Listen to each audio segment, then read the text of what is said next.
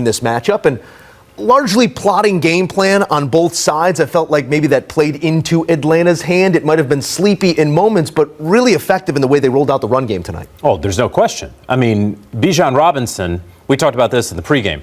They are going to go as he goes. We can talk about Michael Penix Jr., and he's the franchise. We can talk about this defense led by Raheem Morris and Jeff Ulbrich, the defensive coordinator. But Bijan Robinson is as important to the Atlanta Falcons, I would say, as Saquon Barkley is to the Philadelphia Eagles, as Christian McCaffrey is to the San Francisco 49ers.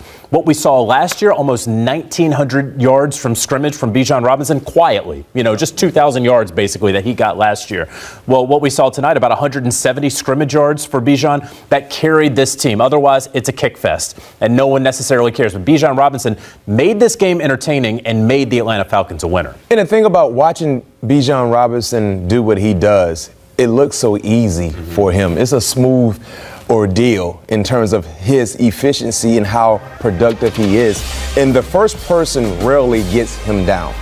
The jump cut that he does is like he's floating through the line of scrimmage. And for him not to be the size of Derrick Henry, the ability to always fall forward is very, very impressive for him. 143 yards. As a team, they ran for over 200 yards, 218 to be exact, averaged over 5 yards per tote, 5.6. That's winning football. In a day where the passing game was a bit anemic, the running game is what led them to be super productive on the offensive end and a much needed game for them to be able to get into the winning column. Pat, did you see that by design, though? You say the passing game was anemic. You also, you always want more than what we saw from the Atlanta Falcons in this moment, but was that by design? This is how we go on the road and win? It had to be by design because if you heard in the program, they said Atlanta wanted to impose their will. They wanted to be able to run the football and run it well, and that they did, as B-Mac alluded to, rushing for 218 yards as a team. Bijan Robinson having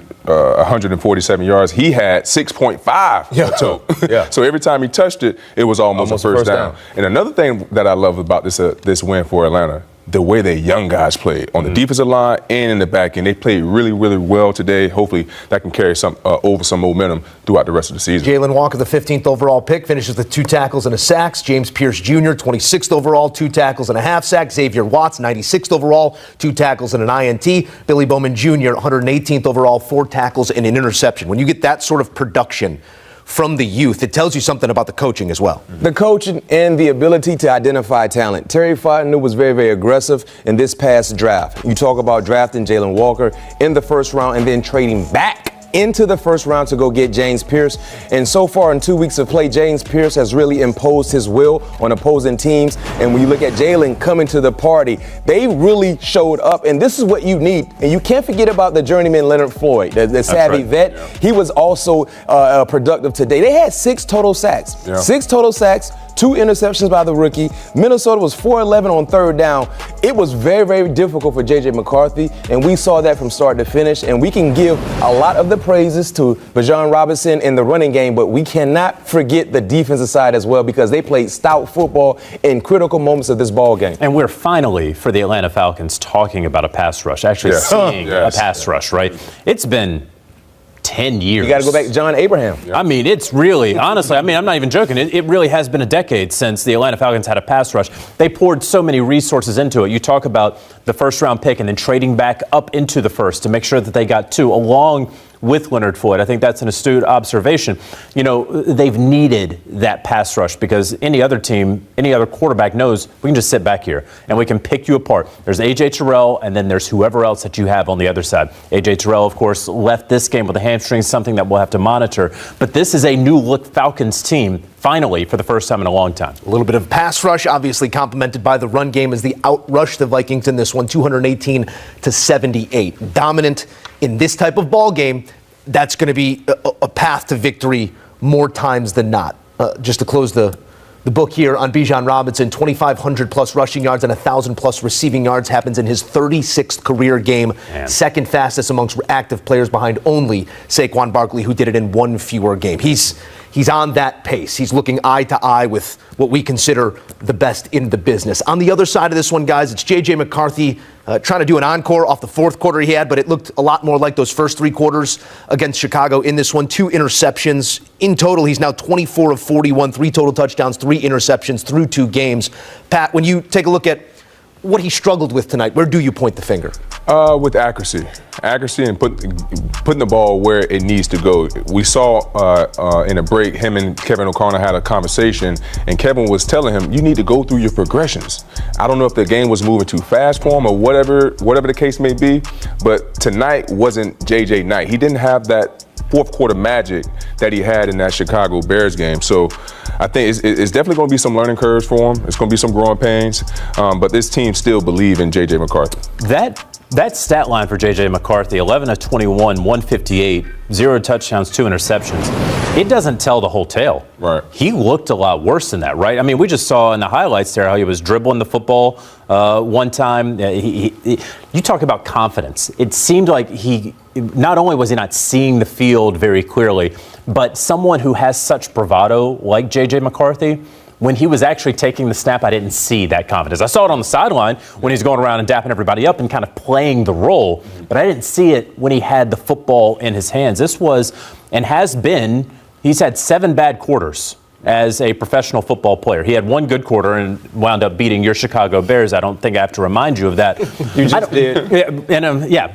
I don't know that is going to be the norm for him. I'm willing to give grace to somebody who, again, has only played 8 quarters of professional football in his entire career, who is ostensibly a rookie. But while he is 1-1, he has played like he should be 0-2. It's going to take some time, and there are going to be growing pains. But we were talking a little bit upstairs. Guys who have been in the room, you receive a young man like that when he says those things, where would you rather be than right here, right now, when they make the comeback in Chicago? That can fall flat when you're not making the plays on the back end of that. What is that for a rookie to come into a room and have that sort of bravado and then not be able to deliver on it in a moment like this? Well, you love it because it shows the maturation process that he's already going through. But then you also need to help the young rookie, right? Because tonight he got sacked 6 times. There were another 3 or 4 sacks that he had to evade because of his athletic ability. So if you want to see J.J. McCarthy be a better J.J. McCarthy, why not help the young rookie out? They couldn't run the football. They couldn't protect him. One of the greatest quarterbacks of our era is Pat Mahomes. We just saw him months ago in the Super Bowl look like a pedestrian because his offensive line wasn't doing what? Protecting him. Yeah. That's the ultimate goal in terms of being successful, having an offensive line that can at least protect the quarterback, especially if you have a young quarterback making his second start. You know what happened in the fourth quarter? They did a better job in protecting him. He found his rhythm. From start, Atlanta got after him. They never made him feel comfortable, and that made him rush. It made him press to try to make things happen, and then they were one-dimensional. Yeah. So, yes, we're talking about the struggles. He has to be better. But if you want to see your quarterback be better, I don't care if there's experienced guy, rookie, whatever the case may be, future Hall of Famer, you have to protect him at some point in time. 100%. I mean, from this game, it just looks like they wasn't ever in sync, as far as with the timing throws, with the plays that was being called, and when they became one-dimensional, it just made it much easier for the Atlanta defensive line to pin their ears back and get after the quarterback. So when the quarterback doesn't have a clean pocket, he can't deliver the ball cleanly. Yeah. Just like C.J. Stroud. Had a heck of a rookie campaign. Came back in year 2. They couldn't block for him. And look. And now he's gunshot. Yeah, and also, too, we're seeing the value of Christian Darrisaw. And he'll be back. When he isn't there, the entire line is in a flux. And they also had Ryan Kelly. The center. The center who left today's matchup as well. So you're talking about not having your best offensive lineman and then losing one of the best in terms of transparency, the center. He's like the catcher for a pitcher in baseball. Yeah. They go hand in hand. So when you lost him, you were already, fighting from behind in terms of being consistent. And what I know in terms of football, Pat, anytime you have issues on the offensive line, the best way to help the offensive line, utilize tempo. Go fast. Yeah. Go fast. Maybe that can change the pace a little bit because now you can kind of get the front catch them off guard a little bit, and they're not ready to go and peel their ears back. We never saw that adjustment from Kevin O'Connor. Well, and because they weren't snapping the ball on time either. Yeah. They were struggling with that as well. It was a lot of, all right, young fella, let's get up to the line and let's run the ball. Also, lastly, Jordan Addison, he will finish his 3-game suspension next week. So they will get some help on the outside because right now it's Justin Jefferson and a TJ Hawkinson that he's not finding. And that's what I was going to say, too. too, he has to find a way to utilize T.J. Hockenson more because he is a mismatch nightmare for linebackers and safeties. All a part of the development. What is it? You learn more from the losses than you do the wins. Well, it's time to start learning because J.J. McCarthy just lost his first football game since 2018 as a starting quarterback, undefeated as a starter with Michigan, undefeated at IMG. 2018 against Marist as a member of NAS. I know those teams. Chicagoland area, JJ. You did it negative. I wanted to spin it positive. The positive was the win in Game 1 against those Bears. The loss here from the Falcons has McCarthy as a starter in the NFL at 1-1, and the road ahead, perhaps a Burrow-less Bengals straight ahead, and then match up with VMAC Steelers. More coming on CBS Sports HQ. Highlights, we found them from the Sunday Nighter. We will bring them your way next. Now another quarterback, the guy in Minnesota, Adam. What's happening there?